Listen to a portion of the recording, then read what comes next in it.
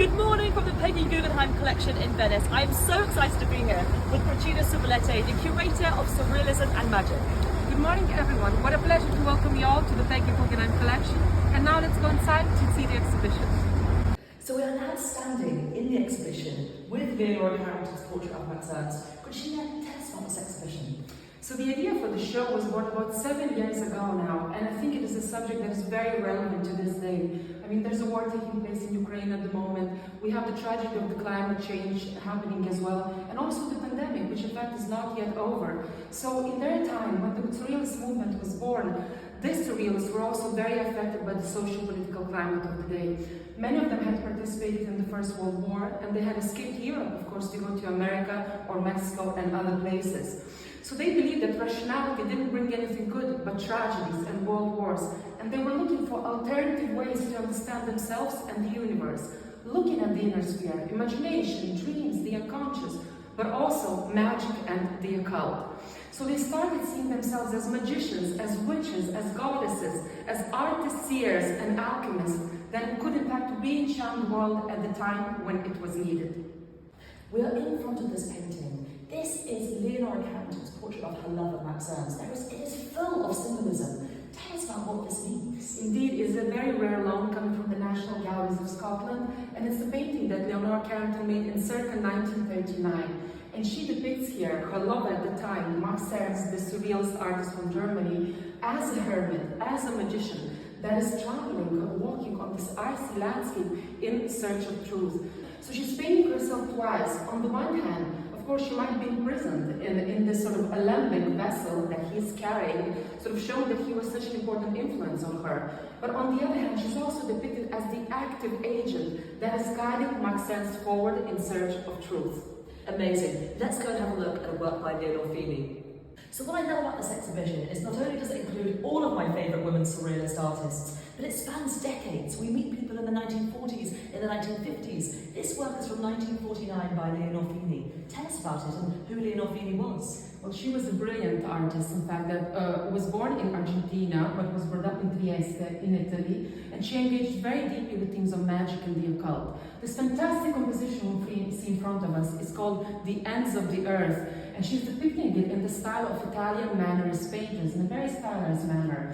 So we can see her, possibly herself, her own likeness, in this primordial swamp, and her demonic double being reflected in the water. So yet again, points to the theme of dualities existing in nature and in human nature too. Absolutely. And then we come to this work, which is a sculpture by Leonora Carrington. I mean, tell us about this work.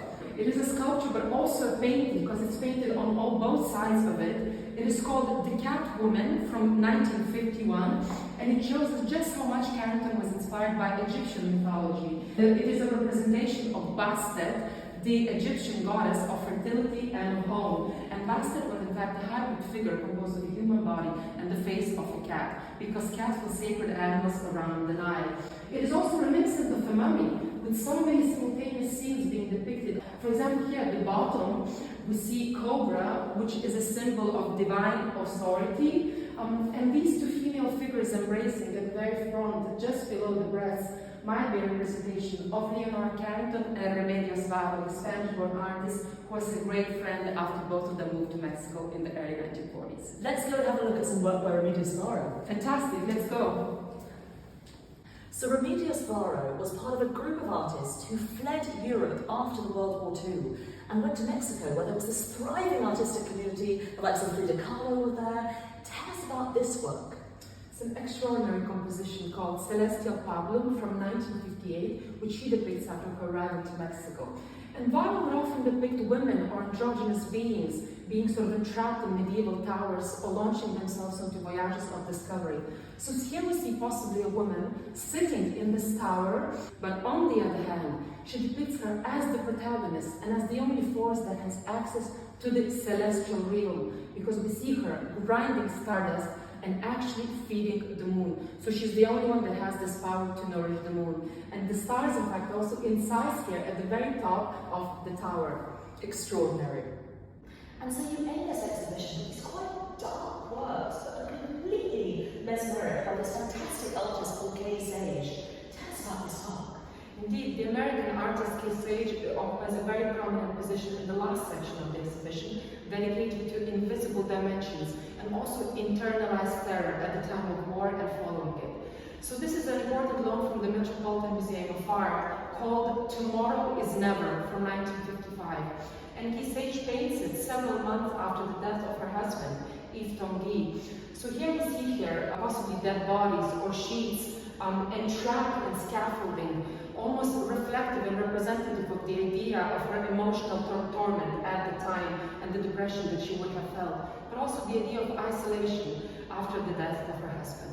Absolutely. Grazina, thank you so much for this fantastic tour, and I urge everyone to see this fantastic exhibition, Surrealism and Magic, which is at the Katy Hessel collection until late September. Thank you so much, Katy, for being with us, and I hope all of you will come and see the show.